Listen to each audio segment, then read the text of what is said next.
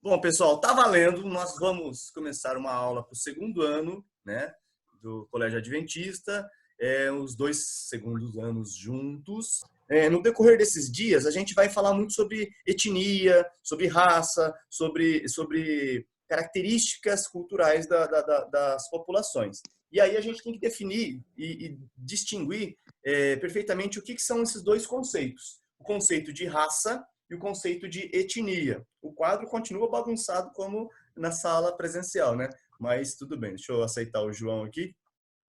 Então, raça, ele é um termo muito usado para as espécies animais, inclusive os humanos. Embora, depois daquela parte histórica do Holocausto, a comunidade científica ela não costuma mais usar a definição de raça para separar os humanos, justamente por causa do preconceito. Mas raça é uma categoria de espécies. Ela está em desuso devido a esse problema, né? A partir da Segunda Guerra Mundial. E ela vai trabalhar características genéticas da população. Então é muito difícil a gente usar agora e falar assim, ó, a raça predominante no continente tal é X. Não, a gente não vai falar assim. A gente pode falar de uma questão genética, uma herança genética. Mas o termo etnia, ele é muito mais usado com frequência porque ele fala de um grupo culturalmente homogêneo. Então, quando você fala de um país, geralmente se um país for um país mais antigo, com mais tradições, mais culturas, mais fechado, ele tem uma etnia mais enraizada, uma etnia mais concreta, mais antiga, certo? Porque ele agrupa tradições, língua, religião, culinária. Ele tem várias coisas que identificam aquela sociedade como uma etnia. O Brasil pode ser uma etnia? Sim e não, certo? O Brasil é uma junção de várias etnias, o que dá uma característica para o Brasil de ser um país multiétnico, ou super diversificado culturalmente, certo? Bom, mas antes da gente entrar em detalhes de cada continente, a gente precisa dar uma olhada na dinâmica populacional. Os grandes centros populacionais, eles são regiões aonde se desenvolveram e agruparam com maior quantidade as pessoas no mundo. Então nós temos no mundo, no planeta, né, no planisfério, algumas regiões que concentram muito mais pessoas do que em outras regiões. Nós chamamos de grandes centros populacionais, certo? Então, nós temos no mundo 3 grandes regiões que começa por essa região aqui, ó. Essa região aqui é uma região de um grande centro populacional, que é a região da China oriental, a parte mais litorânea da China, com alguns outros países, Coreia, o Japão. O Japão não entrou no círculo aqui, mas ele faz parte também desse grande centro. Nesta região, nós temos em torno de quase 25% da população mundial, ela está morando ali. Então, é uma concentração gigantesca de pessoas e um espaço, se você comparar com as outras regiões, um espaço bem menor, né? Aqui, se eu não me engano, deve ter menos de 4% de superfície terrestre, se compararmos com todas as outras regiões. Então, em um pedacinho de terra, concentra 1/4 da população mundial. Isso é chamado de grande centro populacional. Nós temos um outro grande centro, que é a região aqui mais escura também, que contempla os países ali, a Índia, Paquistão, Bangladesh. Essa região também tem em torno quase, né, é quase parecida com a região da China, mas ela tem em torno de uns 20% da população mundial. Ou seja, 1/5 da população mundial está concentrada nesta região, que dá a ideia também de um grande centro. Se eu falar em valores, em números, né, em quantidades, aqui, ó, 1/4 da população mundial corresponde a mais ou menos, vamos chutar alto, uns quase 2 bilhões de pessoas, certo? Quase 2 bilhões de pessoas. Claro, a China tem 1 bilhão e 400 milhões, mas se somar os 100 e poucos milhões do Japão, da Coreia, tal, vai chegar aí em torno, né, com alguns outros países, em quase 2 bilhões. A Índia, essa região da Índia, com Bangladesh, Paquistão, também chega a quase quase números de 2 bilhões. O que daria mais ou menos, né? Vamos supor que se somando os dois aqui, daria 3 bilhões e meio. O que daria mais ou menos metade da população mundial, espalhadas nesses dois círculos. Também nós temos um outro grande centro que é aqui, ó. Só que aqui os números são um pouquinho menor, né? Vou fazer outro círculo aqui, tá? Aquele do pequenininho não valeu. Esse círculo aqui é a Europa, que tem em torno, vamos chutar aí, né? Em torno de 800 milhões de habitantes. Não dá 1 bilhão, mas é uma grande concentração num pequeno espaço. Se somarmos as três regiões, nós temos aí mais da metade da população vivendo em apenas nesses pequenos espaços. Vou fazer ele fechado para vocês lembrarem que aqui é um grande centro, certo? Aqui é um outro grande centro e na Europa um outro grande centro, certo? Agora, quando nós falamos de subcentros, eu não estou menosprezando a região. Não é porque é bem inferior. Na verdade, é que o subcentro ele também tem uma grande concentração de pessoas, mas na relação de densidade demográfica. O que seria isso? Seria algo um pouquinho diferente dos grandes centros. Os grandes centros é números absolutos, população absoluta, muita gente morando. Os subcentros, eles são em relação à densidade demográfica, ou seja, é uma região bem menorzinha, região que contempla aí estados ou até cidades e os países, só que tem uma grande concentração de densidade, ou seja, pessoas morando por área. Então nós temos vários subcentros espalhados no mundo. Nós temos essa região aqui, ó, do Nordeste americano. Nós temos a região aqui do México, região das Antilhas aqui, né, da América Central. Nós temos o Sudeste brasileiro. Nós temos países na África, principalmente essa região da Nigéria aqui no Golfo de Guiné. Nós temos no Oriente Médio. No Egito, embora seja pequenininho aqui a aparência aqui, também existe uma grande concentração. Nós temos na Indonésia grandes regiões que são considerados subcentros populacionais. E essa é a região também do Sudeste Asiático. Então, parte da população mundial, né, nós vimos que mais da metade está dentro dos grandes centros populacionais, que é onde está mostrando o laser point aqui, ó. E as outra grande parte concentrada nos subcentros. Também tem uma outra regiãozinha, deixa eu mostrar para você. Essa região aqui da Califórnia também é uma região bem concentrada, ok? Aqui na Europa, todos os países fazem parte, tá? Então, é que o círculo ficou meio falhado. Então, esses são boa parte dos subcentros populacionais. E se a gente parar para somar, né? Claro que não vamos fazer isso agora. Se a gente pegasse uma calculadora e fosse somando, por exemplo, no Nordeste americano, mais de 100 milhões de habitantes morando numa pequena região. No Sudeste brasileiro aqui, ó, em torno de, se somar aí os estados Rio de Janeiro, Minas Gerais, São Paulo, dá mais de 70 milhões de habitantes morando, 80 milhões de habitantes praticamente morando nesse pequeno perímetro. No México, sei lá, em torno de 80 milhões também numa pequena região. Aqui nas Antilhas também. E na Indonésia, um único país concentra mais de 200 milhões de habitantes. 230, se eu não me engano, são os números aqui. Ou seja, somando tudo isso, nós temos mais aí, sei lá, mais de 1 bilhão, 2 bilhões de pessoas morando também em subcentros. O que daria a entender que muita gente é concentrada. Olha só como que a gente está entrando agora e podemos até linkar com o fenômeno agora da pandemia, né? Se muita gente está concentrada em regiões, em cidades, a chance dessa pandemia se alastrar é muito maior, né? Porque é muito mais difícil você concentrar as pessoas isoladamente. Se fosse no sítio, no campo, seria muito mais fácil, correto? Dá para a gente entender isso, né?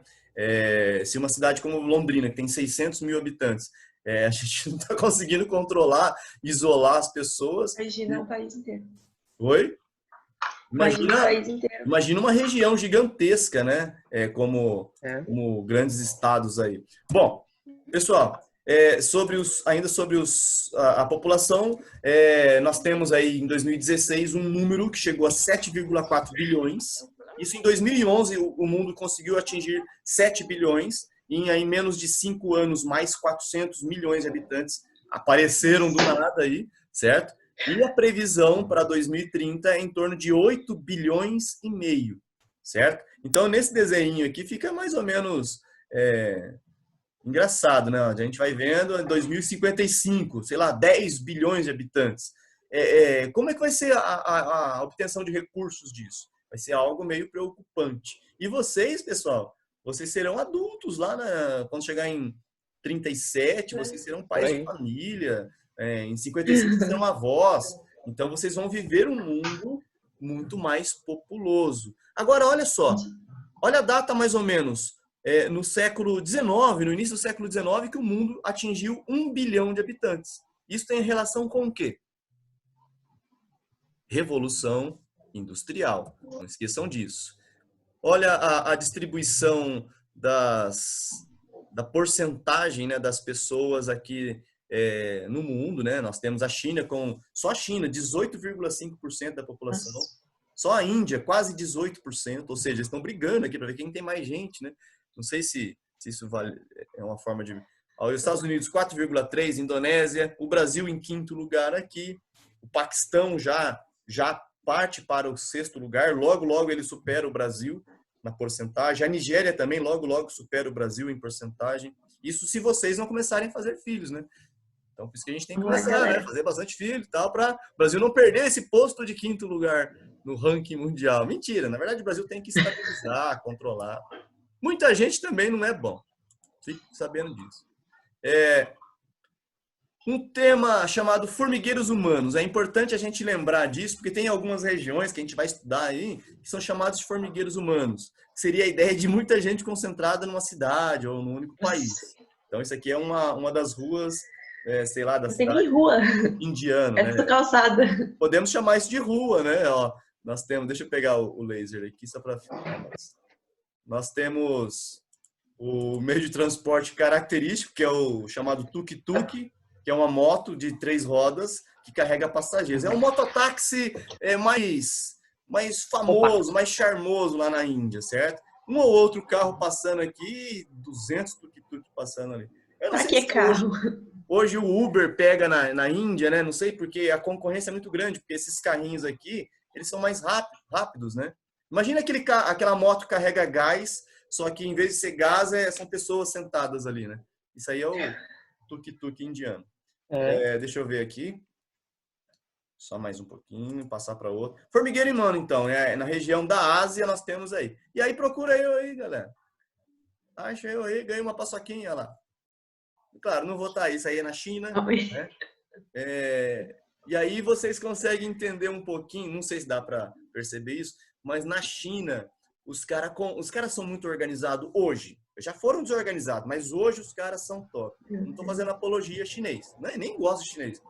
Mas os caras tiveram um epicentro de uma doença altamente contagiosa. E os caras conseguiram controlar. Mas olha só, velho. Na cidade que saiu o epicentro, tem mais de 10 milhões de habitantes. É uma Rio de Janeiro lá.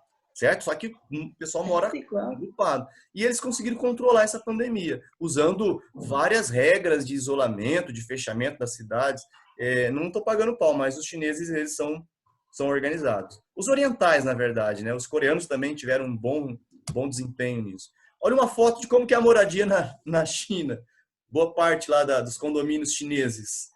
E aí? Nossa! Mas eu acho que esse isolamento não funciona. Os caras espirrar aqui contamina todo mundo. Agora, ao contrário de formigueiros humanos, nós temos os chamados vazios demográficos. Os vazios demográficos são regiões onde não se concentram pessoas, certo? Onde a densidade demográfica é baixíssima. Então, nas regiões em azul aqui, nós temos uma explicação, porque aqui é frio. O frio extremo, né, nessa região ele condiciona um isolamento, né? As pessoas não moram agrupadas aqui porque é muito difícil. Principalmente se nós já estudamos um pouquinho sobre a vegetação, né? O bioma aqui, a tundra, né? É uma vegetação, um bioma que repele as pessoas. Por quê? As construções são difíceis. Lembra daquela imagem que tinha uma casa afundada assim no gelo, no solo, na verdade, que é o solo que derrete e vai afundando, né? Então, como é que vai ter o desenvolvimento de cidades aqui? Então, isso é uma explicação. Já em amarelo, são as regiões em deserto. Lembra que o México tem muita gente, mas olha lá, eles ainda conseguem morar em regiões hostis, como deserto, né? O maior deserto aqui, o Saara. Na Austrália, nós temos um grande deserto também, certo? Na região do Oriente Médio, embora, né, os árabes, os persas, eles se adaptam muito bem nessa região. E aqui, um desertozinho aqui na Argentina, que aí quase não tem gente mesmo, porque a Argentina é meio enjoadinho. E em regiões verdes, nós temos grande concentração de florestas. No Brasil, essa região aqui de floresta amazônica é uma região conhecida como grande vazio mesmo, certo? Por conta da imensidão dessa floresta. Já as florestas tropicais aqui das Mata Atlântica aqui, ela não aparece mais como vazio, porque ela já foi totalmente ocupada. Por último, a grande região que acaba sendo hostil para acumular pessoas e transforma em vazios são as regiões em marrom aqui. Só para terminar a ideia de que por que a região marrom é considerada um vazio? Por conta das grandes altitudes. O cara não vai morar lá, né, na montanha, porque isso pode dificultar muito a altitude. A população, o crescimento da população, hoje ela tem a ver com o processo de urbanização. Claro que eu não vou entrar em urbanização já de cara, mas a partir de 2010, o mundo passa a ser mais urbanizado do que rural. Ou seja, tem mais gente morando em cidades do que no campo. E aí, nós temos mais ou menos uma média de esse dado aqui de 2007, nós temos 3 bilhões e 300 milhões de pessoas morando em cidades. E geralmente elas estão espalhadas nesses países aqui, ó. Muitas pessoas morando na China, na Índia, nos Estados Unidos, no México, no Brasil, né, e vários países. Outros países que a gente não enxerga, países que a gente quase não ouve falar, a população é mais rural. Então tem uma proporção menor. Embora a Índia seja grande aqui, 329 milhões corresponde a apenas quase 30% da população, tá? Não é que a Índia é urbana, aqui só 300 milhões moram na cidade. Ou seja, tem mais 800 e poucos milhões morando no campo, que a Índia ainda é rural. Deixa eu ver aqui a última. Essa é uma tabela atual, atual não é tão atual, assim, de população absoluta dos países. Olha a Índia quase chegando perto da China. Isso aqui é de 2016, se eu não me engano. Estados Unidos com 328 mil, Brasil com 209 milhões, 328 milhões. A Indonésia, 268. Logo, logo ela chega nos Estados Unidos. E alguns países... E a gente está logo atrás. Oi? Mas o Brasil está crescendo numa projeção bem lenta, tá? O Bangladesh, Nigéria e Paquistão são os países que vão superar o Brasil. A Rússia, ela já está em decadência. O Japão, para você ter uma ideia, ele estava em 10º. O Japão já caiu, perdeu para o México. Então, alguns países, eles estão subindo em número de pessoas. Agora, o mais legal é esse aqui, ó. O ranking de população mundial, só que não só por países, por corporações ou por países. A China ainda continua em primeiro lugar. O Facebook tem mais gente do que a Índia, por exemplo, né? O Twitter já tem mais gente que os Estados Unidos, junto com o WhatsApp. E o Brasil agora, nessa tabela, ele está em 8º. Claro que isso aqui é uma brincadeira, né? Isso aqui não tem nada a ver com o que a gente vai estudar, né? É só uma forma de descontrair um pouco. Pessoal, eu vou finalizar. A aula, por enquanto, era só isso. Ela não pode ser uma aula pesada, ela tem que ser uma aula light, porque senão vocês cansam. Um abraço, obrigado por vocês participarem. Até mais. Tchau, tchau. Alô. Fui!